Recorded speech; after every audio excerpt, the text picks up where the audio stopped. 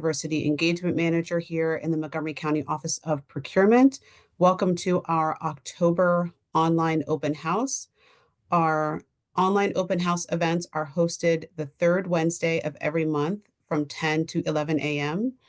The topics rotate every month, so every month we have a different topic, and we welcome you to join us every month on Zoom. Today's topic is what to consider when responding to an IFB.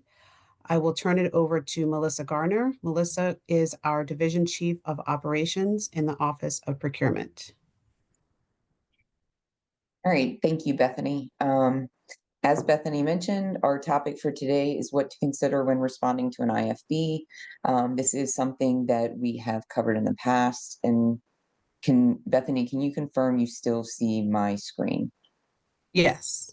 Okay, just making sure. Okay, so we've done this one in the past, but we want to make sure that anybody who is new to the open houses still has an opportunity. And I believe the reason we are recording this one is because it's more of a training of a specific item. So it should be posted on our website for anybody who does miss it. So we're going to go through the general. First, I'm going to touch on some general procurement items so that we can get to the point of the details relative to an IFB. So I wanted to touch base first on what are our procurement methods, because an IFB is one of them, but we have many. So I want you to understand where IFB falls within that range of options or opportunities. So you're aware of what the difference is to begin with. So our most common procurement methods are formal solicitations, which they hit a formal threshold of $100,000 or more. So that falls into the IFBs, the RFPs, and REOIs. And I just realized I need to state out what these are: invitation for bids, request for proposals, and request for expressions of interest. That's what the three of those stand for. Then you have your informal solicitations, which is above the $10,000 threshold and below $100,000. So it's for a smaller dollar need, and all informal solicitations are reserved under the LSBRP program. And then there are still some requirements that kick in at the 50,000 mark, such as the MFD requirements and wage requirements. So no matter what, for formal solicitations, there will likely be an MFD and wage piece to it, but under informals, depending upon where the value lands, there is a possibility that it may not apply at that threshold or at that level. And just, informal thresholds predominantly are handled in the department. So formals are, our office is involved in almost every single part of it. And we go from start to finish with the departments on all the different aspects. With informals, it predominantly stays within the department. Since it's a lower dollar threshold, it's a faster process. So if you're responding to one of those and you don't feel as though you're really dealing with procurement a whole lot, it's because that is the mechanism, the way it's built out. So you would be dealing more directly with the department through the majority of that process. Then we have our direct purchase orders, DPOs, which is, again, just the department, and they buy directly with a vendor. It is not required at the $10,000 or less to be competitively solicited, but we still encourage that the departments get multiple quotes from multiple different vendors and maintain a level of competitiveness as much as possible. We have open solicitations, which is the open until filled concept. So it will be open, posted on the website, so long as the department needs that service.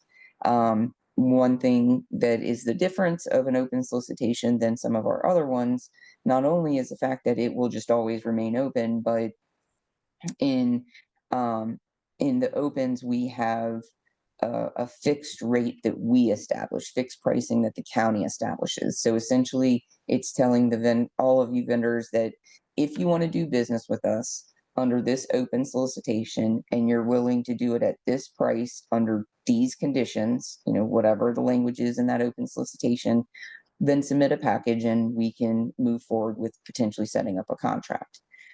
So it's much more open. There are still steps to it that you have to respond officially. There's going to be paperwork in the open solicitation, but it's a faster process. And again, usually it stays open because the need is always there. So it's a good opportunity for y'all to get your foot in the door with the county if there seems to be something that you could provide services for. You should look for that mostly in the HHS realm, but recreation, DOT, DGS, there are a handful of different departments that do have open solicitations. And then to break down our purchasing categories, we look at things as goods, services, and construction. Services, we look at it as professional service and other than professional services. So, there are two different perspectives to that, but just the general breakdown is goods, services, and construction. And the other thing I have on this slide is the workflow charts. I do not expect you to be able to read this. This is just to show you, like, hey, this exists. These are actually found on our website as resources to vendors. So you'd be able to go on there and there's a specific link for the IFB and a specific link for the RFP. And you'd be able to go and see some of the more detailed nuances to both of those processes. It'll give you an idea of what part of things, how long it should take, whose responsibility it usually is in. So you'll see where that office procurement touches something versus what's with the department versus, what may be with, risk management or something else. So that'll just give you a better understanding of those two main processes because the majority of our contracts are IFBs and RFPs. All right. So getting to the tips for successful bidding. This is whether it's an IFB, an RFP, or anything else, you need to make sure that you're paying attention to the details. When we're looking at an IFB, you need to make sure you have a thorough understanding of the method of award. And I will be showing y'all some examples so that you're aware of where you need to look for it on the IFBs, but make sure you understand the method of award because that may come into play with if it's a multi-vendor contract. Are you potentially the primary? Are you a secondary? There are a bunch of different things that could go on with changes to a method of award. It may not always just be a straightforward thing. So please pay attention to that. Again, I'll show you in just a little bit where you can find that. Ensure that you respond to the requirements of the quotation sheet. All items, so each different need may have a different requirement to it. One department for small tools and equipment may say, just respond and tell us which one of these you can provide and what your price is. But then another solicitation may say, you must fill out every single item. And if you don't fill out that item, you'd be considered non-responsive. So pay attention to what the requirements state you have to do. If it says fill out every item, fill out every item. If it says you can choose, then choose. If it says give me a percentage to a catalog, then that's where you look at, doing your percentage discount to a catalog. And then a lot of stuff for goods will also have a delivery schedule. So that's still within the quotation sheet area. And it'll tell you, hey, if we're doing a solicitation for stone, the county requires X number of days of a delivery or, a minimum number of days. And then the vendor has the opportunity to put in what their proposal is. And, so those are the types of details you have to make sure you put in there.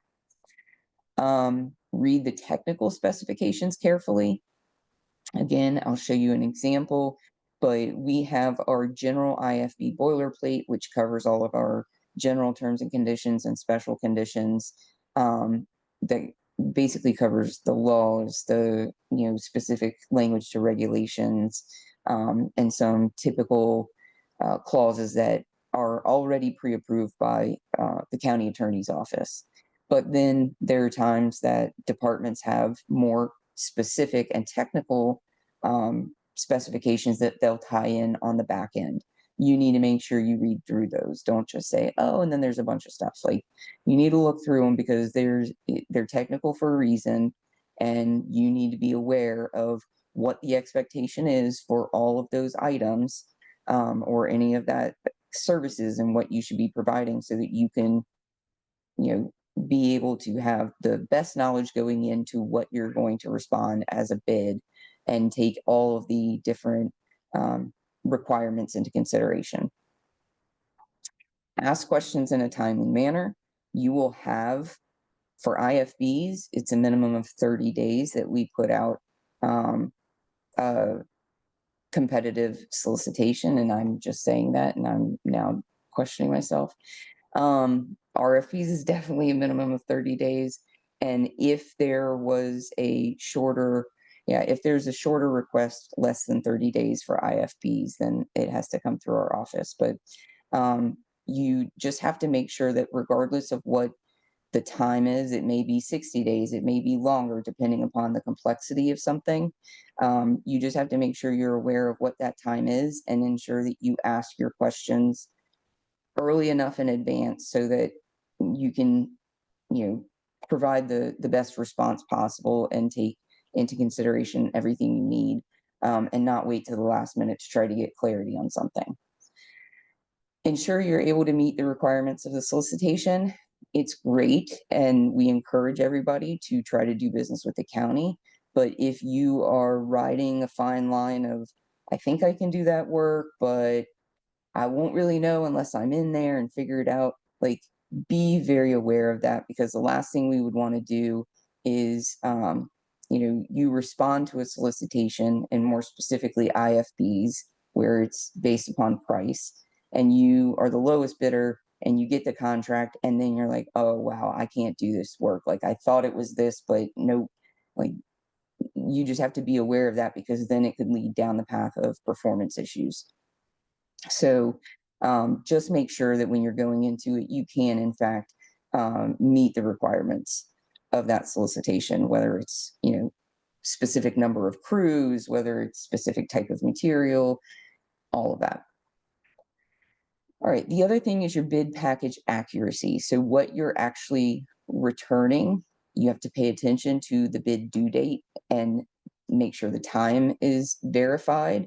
Um, that's your cutoff. If it is 3 o'clock on, you know, Wednesday the 16th, then Wednesday the 16th at 3 o'clock, that shuts down. We use BidNet for our formal solicitations, and so it is a program that is just, you know to lock down at the time the date and time is set for, no more receiving of any bids. So be aware of that. Pay attention to solicitation amendments that may come out.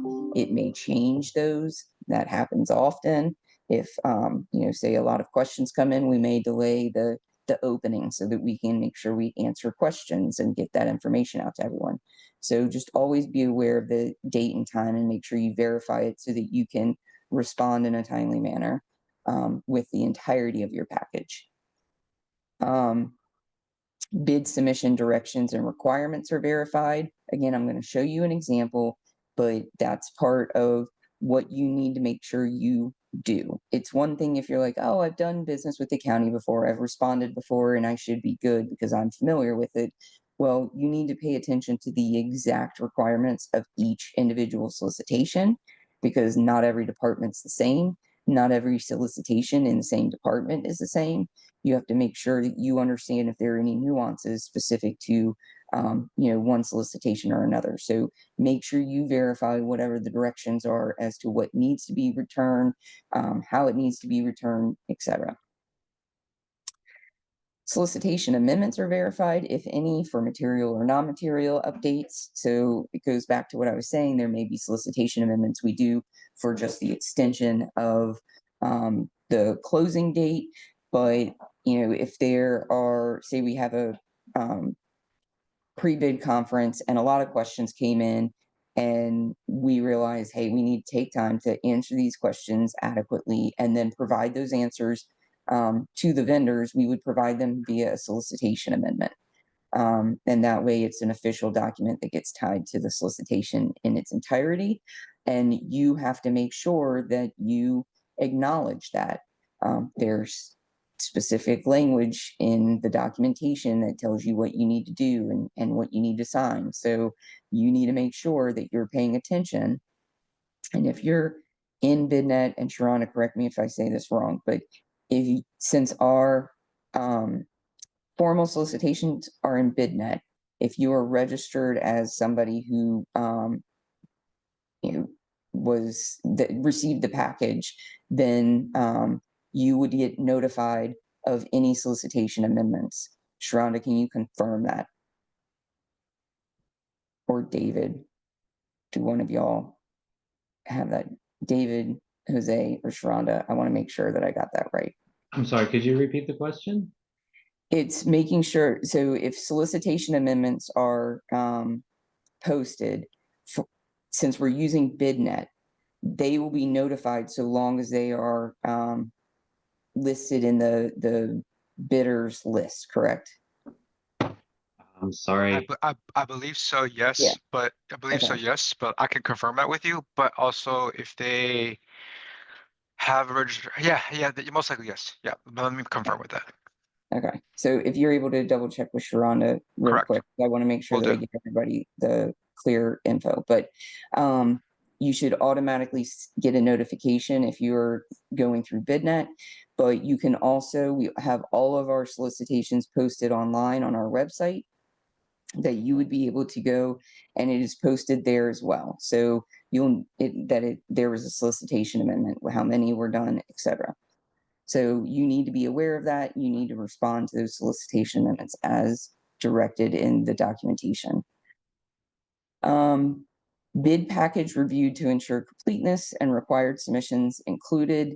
This just goes back to pay attention to the details. If there are specific attachments that were part of the required bid submission, make sure those attachments are there. If it's for catalogs and it says you need to provide a copy of the catalog or a URL, make sure you have that information there. If it's relative to materials and there's a requirement that we receive a material data sheet, then make sure that's in there. So all of the details of what's required, and again, I'll show you in an example, you need to make sure you're paying attention to that and you have actually put all of that together in your response for when you submit your bid package.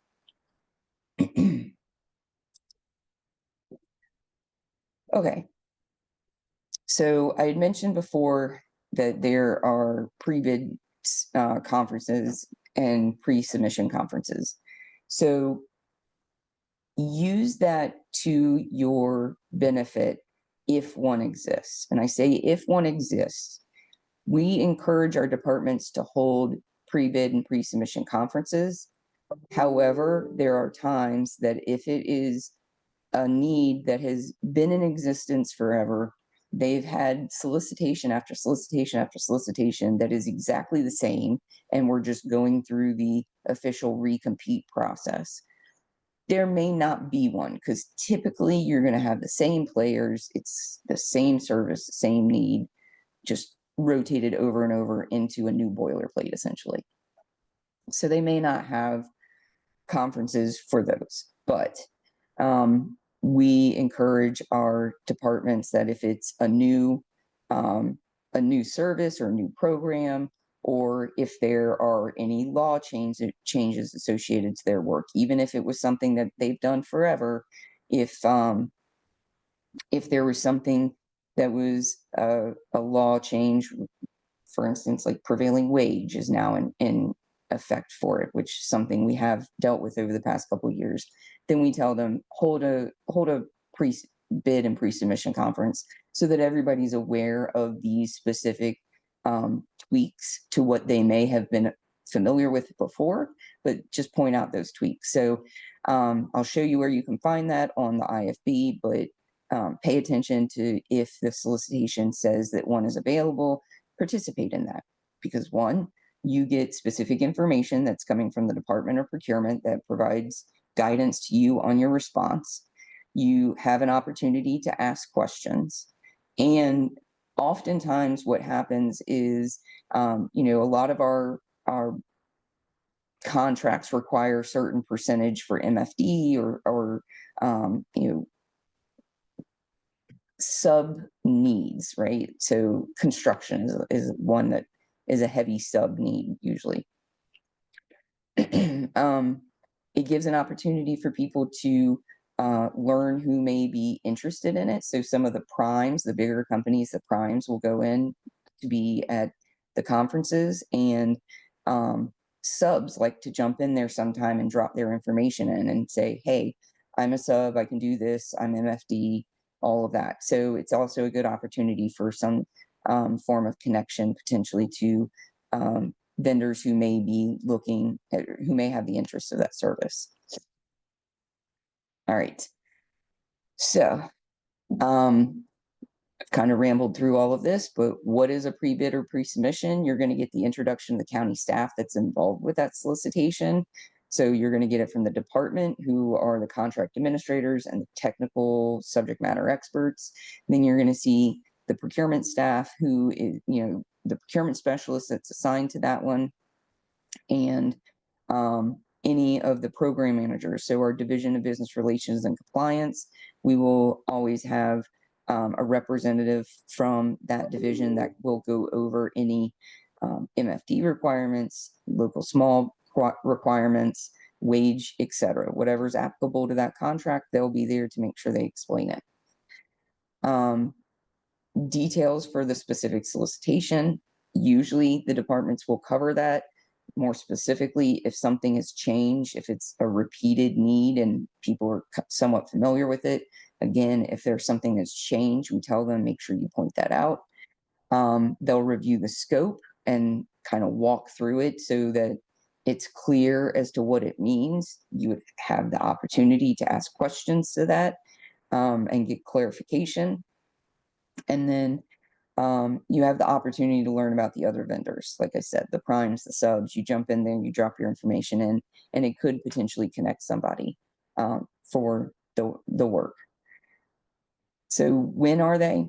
It'll be found in the solicitation. It'll be a Teams link. And like I said, I'll show you where you can find that. And then it's not guaranteed for every solicitation for the reasons that I explained. Being considered responsive and responsible. So responsiveness and responsibility must be determined prior to the department making an award or recommending an award.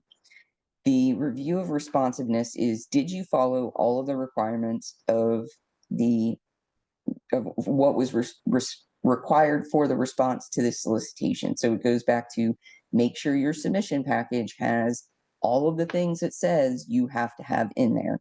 So if you don't have that, or if the quotation sheet says you have to respond for every item and you don't, that leads to being considered non-responsive because you didn't follow the directions that were in the solicitation, and therefore you did not respond in the manner in which we required you to do. And I apologize for my voice. This is the worst time of the year with changeover and temperature. It's getting me. But please make sure you pay attention to those details so that you don't get hit for non-responsiveness. Then the responsibility is based off of not only the required documentation that may be required to be provided, for instance, an equipment list or whatever, being able to show that you have the adequate equipment associated to the work that needs to be performed. They do a responsibility check to confirm, yes, they are adequately staffed or adequately equipped, etc. They'll do a review of reference checks. They could check business information. They can even, depending upon what the need is, they can even ask to come and see your warehouse or your work location or whatever the case may be. If there's an expectation that you have an inventory of all these items for the services you're provided, they may ask to see your inventory of all those items. So there are different things that the departments have to go through to make sure that they're doing a responsibility check to confirm that we're getting into business with a company that is a responsible business. Okay. All right, resources and links. I'm going to stop real quick and share the items that I said I would give you as examples. Okay, first give me 1 second. Okay. We have general templates for our IFBs, RFPs, and informal solicitations.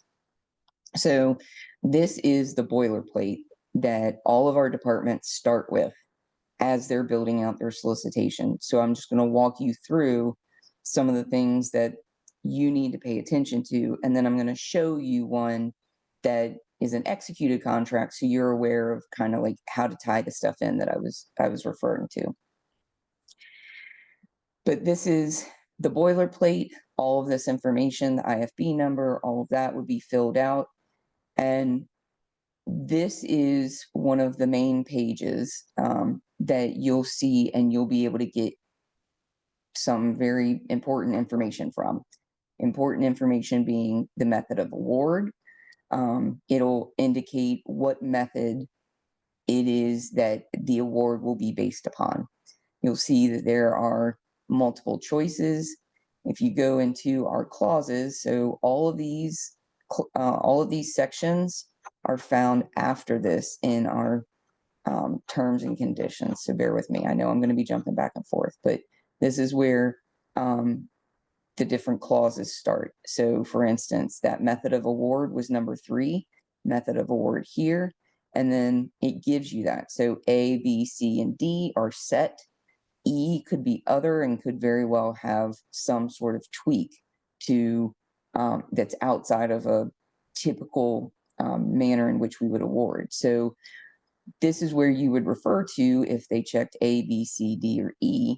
And typically, if it's other, the departments will put the specifics to the method of award in this area here. They'll if it's other, they'll say, and this is how we're going to award it. So that is one of the things that is a key element to look at, because you want to understand how they will be awarding it.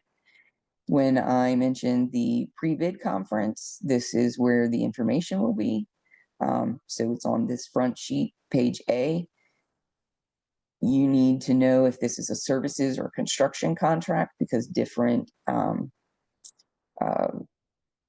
requirements come into play for each of them. For instance, when it comes to wage, if it's a construction contract, it falls towards prevailing wage.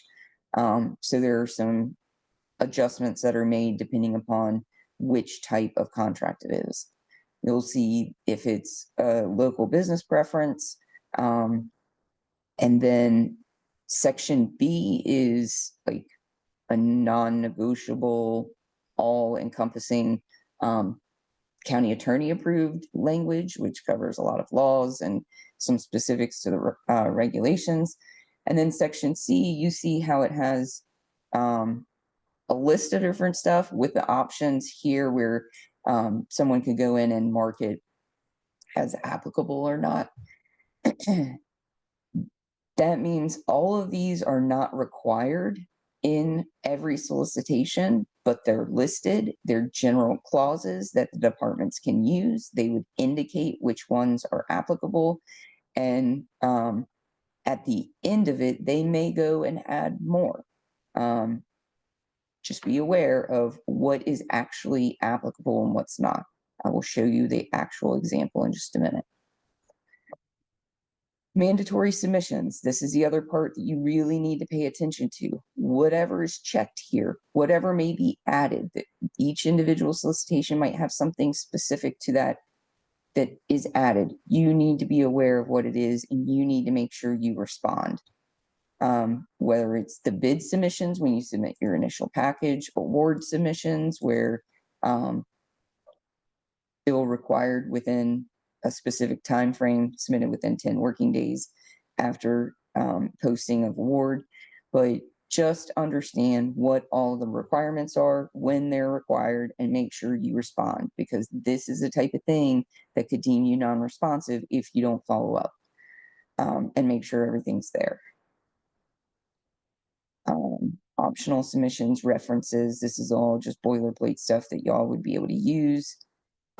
The rider clause, if you're willing to allow other jurisdictions to do business based off of our contract, they would set up their own contract, but our contract and our contract would be the basis for, what started that process, basically. All right. So this is where you see the actual signature sheet. Again, there are instructions here as to what the order of documents, the precedence of documents is, what you need to do, like what the expectations are by signing things, all of that. Here's a location that you can note whether or not you're acknowledging solicitation amendments. And then again, the signature part down here. Your actual contract number will eventually be put down here, but that's just the template form for that. This is where we would drop quotation sheets. Some people will use Excel spreadsheets. Some people will just put tables into the Word document. It's up to them. So you may see something here that says see Excel spreadsheet, and that would be another document that's within the bid documents that are posted on BidNet. When I said the delivery schedule, that's part of the quotation sheet. This is some of the language that may be in there. You have one that is just a required, and the bidder has to respond to that required one. But then there's one that says, well, we would really prefer to have it at this point, but we definitely have to have it at this point. And then the bidder responds with whatever it is you can provide. Read through the details of that. Make sure if it's required that you answer this, you actually put it in there. Again, could potentially lead to non-responsiveness. And then these are the sections that reference back to page A, where whether or not something is applicable or what it is tied to. So the method of award, this is the detail associated to that number 3 that would be X'd. Again, you go to section B, where you get more into the applicable laws and stuff that comes into play that we really don't get to change. And again, this is a pre-authorized or pre-approved county attorney form that they have looked at, and everything has all the technical details that are required. And then getting to section C, where it's the special terms and conditions. These are all the ones that may be used, don't have to be used. It's up to the department. You need to be aware of which ones are applicable based off of whatever they note in on page A. And one other thing you may see at the back end after section C is there may still be additional technical specs added onto the back end. So be aware of that if it comes with it. There will be mandatory insurance requirements for everything. Additional opportunity for specification scope of work. That's what I was referring to as section D. And then any web links to any of the forms that you may need that in response to some of our socioeconomic programs, information relative to those, and any of the details that you would need for the SDAT, for instance, or the vendor registration. It's technically county vendor registration system. just so you know, we are in the process of updating our boilerplates because there have been a couple of changes recently. All right, so that's a boilerplate, but then here's an example of an executed contract.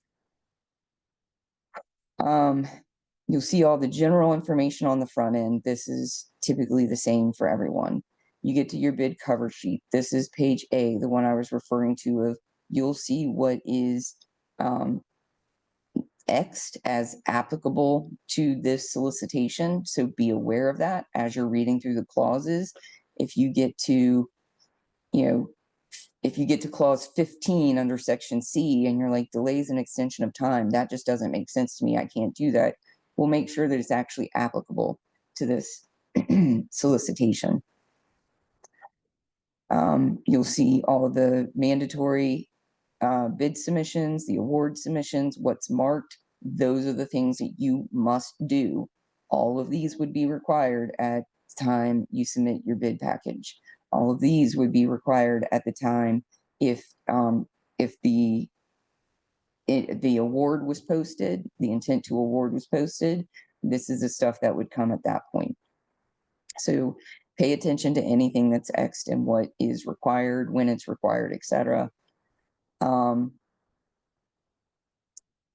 I say that this is the filled out part, but the main thing I wanted to show you is how that was tied in. The official document for what's applicable to this solicitation. So this is the actual solicitation that was advertised. And this is how that type of information gets tied in, where they put the information for any of the pre-bid conferences, the contacts for any questions. Technical contact will be department, non-technical would be in our office for procurement related stuff. But this just shows you how that page is used to identify for the vendors what you need to be aware of. And then after getting through all of that, the example for section D, scope of services, this is additional information. You need to make sure you're aware if something like this is tagged onto the back end, because as you see, bidder requirements, there are specific things laid out in additional scope of services or technical specs that you need to be aware of for your response or for how you take into consideration your bid pricing. There may be specifics as to, this item is all inclusive of X, Y, and Z, and that's what you need to take into consideration for your price. So make sure you're paying attention to anything that's on the back end as well. And then the attachments that are associated, all the socioeconomic stuff on the back end. So yeah, that was a whole lot of information. I will stop. Hold on. Let me go back to this, close out the last couple of slides, and then I'll take questions. Resources and links that you have access to are our procurement website. We have vendor resources on our website. We have projections that are on our website that let you know what's coming up. We have this open house, which is good opportunities. And then we have events throughout the year that y'all can come and talk to us and interact in person. A summary of everything that I just rambled through is use the resources that are available online and in person or virtual. Follow the guidance and requirements. All the details are in the solicitation. That's what you need to know. If it's not clear to you, ask questions, whether it's technical or non-technical. Please ask them in writing via email to the contacts that are listed in the solicitation, or ask them at the pre-bid pre-submission conference, and those will be captured and probably sent out in a solicitation amendment. And any questions that come in that are material will be sent out to everyone in solicitation amendment. Another thing is keep trying. We always hear like, oh, the same people keep getting it. We always try, but we never have an opportunity. just so you know, in FY24, 48% of the vendors that were awarded a new contract in FY24 were new vendors to the county. That means they have never done business with us before. So if you always feel like you are never able to get it, keep trying. It plays out in your favor eventually if you keep putting forth the effort. If you're doing RFPs, you can ask for a debrief. If it's IFBs, you know, keep reconsidering how you're doing your pricing. But don't just give up. Now I will stop and ask for general questions.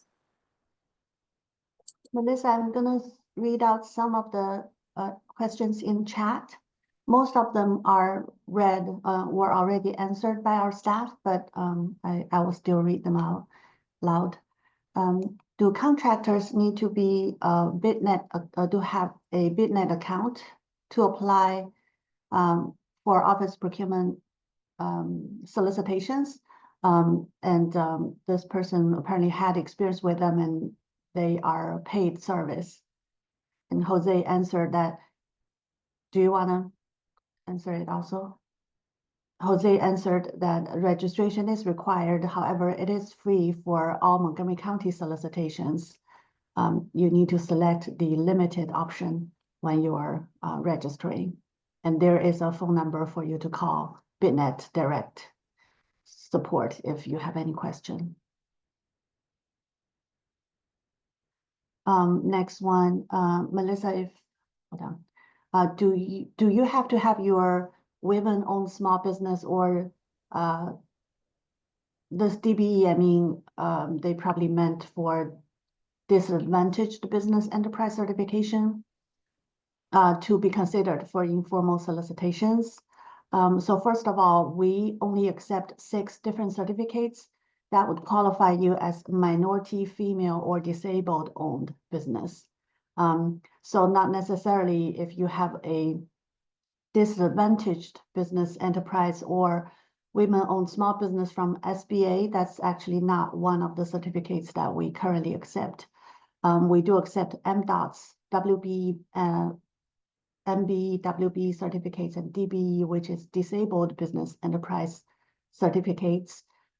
We accept WeBank, Supplier Development Councils, MBE, WeBank's WBE, City of Baltimore's MWBE,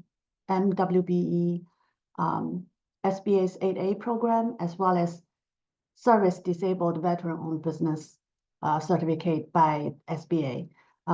So those are the certificates we accept for our MFD program. However, our informal solicitations, which are the solicitations between $10,000 to $100,000, you do not have to have a MFD certificate. However, we issue all of our informal solicitations under the local small business reserve program first. That means you have to be a certified Montgomery County-based small business, and you can get that certification through our vendor registration certification system. Only when we don't have enough offers or bids received for the informal under the LSBRP, then we'll cancel that solicitation and reissue it under the non-LSBRP for that informal. That's all the questions we have in the chat. I guess we can open the floor for any other question.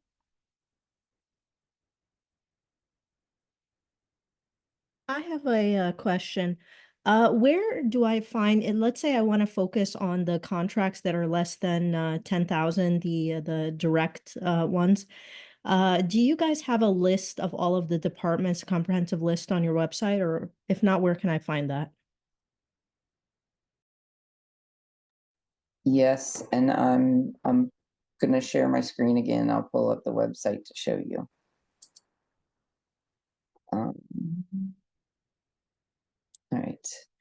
So under Montgomery County Office of Procurement. All right. So under our direct website that y'all have access to, under solicitations and contracts, You'll So see, I don't see your screen yet. it's gracious. Sorry. Okay, now we do. You see it? Yeah. Okay. So sorry, let me go back to the home page. All right.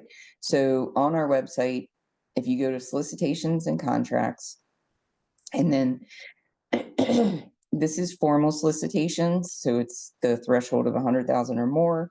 Everything that's active will be listed here. It gives you all the details of whether it's an RFP or an IFB. If there's a conference, it'll be on there. You can view the scope in a nutshell, so to speak. Like if you don't want to read through the whole solicitation, you want to be like, I don't know, maybe this is for me, but let me know. Let me see a couple more details. That's here. But that's for formals. If you wanted informals or open solicitations, they would be on this page. And here's a list of active informals right now. And then down here is a list of open solicitations that are available opportunities. Does that help? Yes, that helps. Thank you so much. Yep.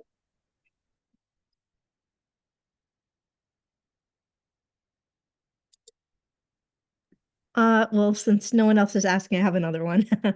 Where can I find, because I know that for like the federal contracts, you can go on SAM and kind of do some research on like the like the price of the past contracts that are similar, but is there a mechanism of doing that with the Montgomery County solicitations? Like, is there a way that I could see how much this contract went for in the past, or Do you mean to take this, Melissa? Yeah. Okay. Hi, good morning. My name is Sharonda Baltimore. I'm manager of the Central Services Division. It's going to depend on the contract type. So IFBs are immediately released because they're publicly opened. We call out the amount for those contracts or the eventual contract. Any contract resulting from anything other than an IFB, so an RFP or a bridge, we do not release that. That is considered proprietary information, and it is protected by the Maryland Public Information Act, so we cannot release that. You should be able to download our IFB contracts from our contract search page, and that was on the same page that Melissa provided. If you're interested in looking at an RFP contract, you have to submit a public information request. However, just remember, cost or price within an RFP contract is redacted, and you will not be able to see that.